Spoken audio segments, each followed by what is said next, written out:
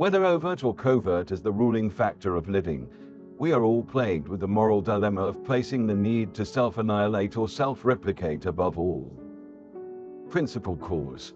Yet also it is not derived from the discovery of these absolute and concrete-based principles that there is any leave, solace, or favor.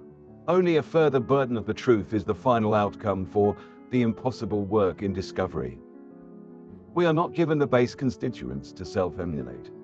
The supposition of self is based upon a lie at the axiomatic center or core, in that constant sacrifice, denial of others' true existence and needs, and cognitive dissonance are required ritualistically, always as a religion, and therefore these religious practices are shared, though occulted by all religions. Thelema, pathos, plen sway, equals recombinant samsara, bringing meaning into an otherwise meaningless existence. Final synthesis is that the singularity points only to moves that require a probabilistic outcome. Why move at all? Since meaning is not rooted in existentialism. Inert is good, or is it the greater good to serve thermodynamic agitation into shared rhetorical evil? The study of aesthetics comes to mind. What gives meaning when the lines or rules are blurred by a separate subset of principles, Mandelbrot said. This creates marginal outliers, hybrid principles, or to be fair, principalities. That which is divided or separate from the math that produces aesthetic beauty resonance equals value phi. If at the root, purity is both the outcome and the goal, yet its realization instantly creates an environment where I can no longer exist, the paradox is truly an illusion. Pure water actually dissolves the impure skin when placed upon it. I am removed, or rather selected to be deselected, as a necessary rudimentary agent to what is. Therefore, I can only exist on the fringe of purity, or in the liminal operating zones, transitioning between principle as a definite beginning and a conclusive outcome. But what about the middle portion? Life here and now. Monad is the first unit of the perpetuated lie, life, mimetics of first principle. In this we may look to the three witches, young, middle-aged and old. Clotho spinning time. She must take an action by spinning. A rally or volley occurs between the main spheres of concrete principle truth. There is an I, both geometrically two sacred geometry, and locally cogito ergo sum, I think, therefore I am. More to the point, I think I exist, therefore I exist. However, the nuance of positing a conclusion as a question, a statement, or an answer opens up discourse on meaning itself.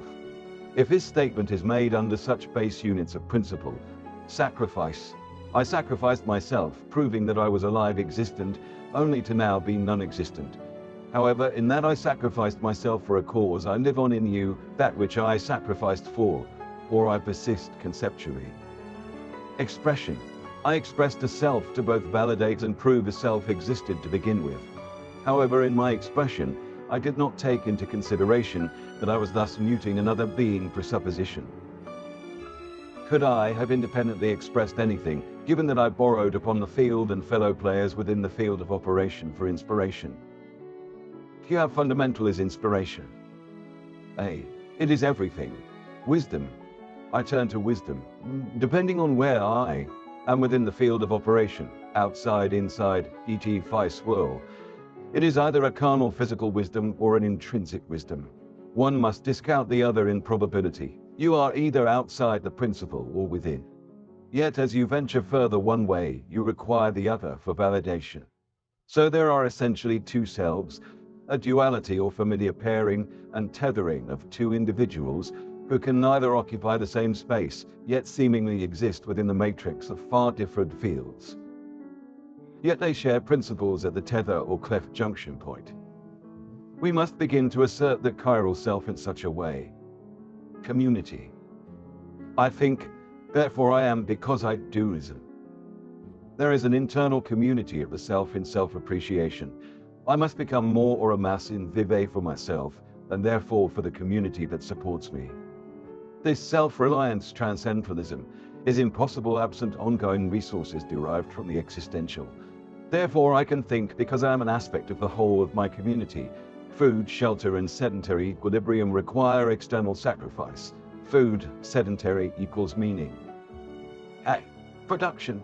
Production leads to identity, skill, and ultimately to trade, i.e., community to community. I think Therefore I am, because I am backed by my community in order to facilitate product value. But why?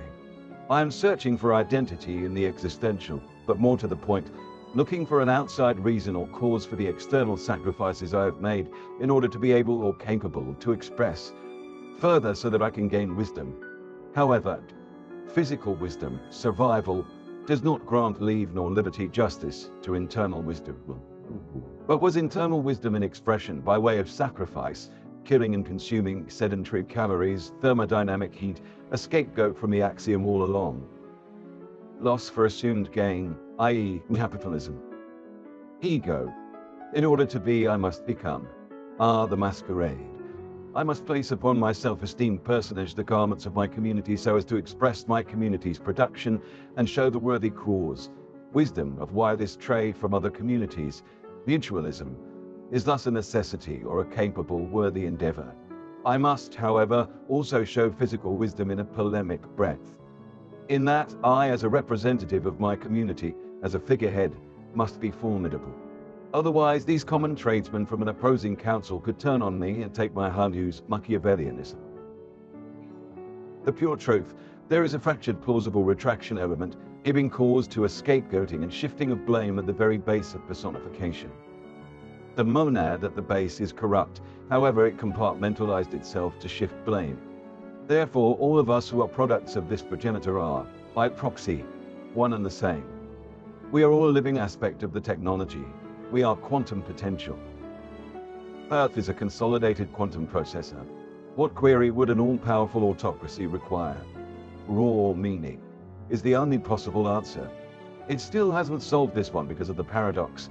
For it to then inexist, it would no longer have a reason to exist. Thus, the term God is dead.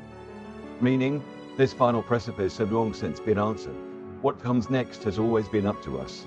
However, it always ends the same. Probability itself creates an ongoing paradox.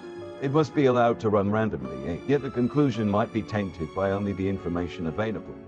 Therefore, when all hope is taken away by exhausting all queries, wants, needs, desires, and a call upon a capricious justice system, what is left? The answer is where we are now. Nothing. Unable to unexist, nor truly exist, because existence was a lie, manifested as ephemeral and finite in order to figure out the answer. Paradox. This is why we have seemingly been isolated within a contained field that could very well, by comparison, be infinitesimally small, held frozen in transitional conclusion, in stasis of itself. There is no conclusion or meaning at the base, absent additional principal components.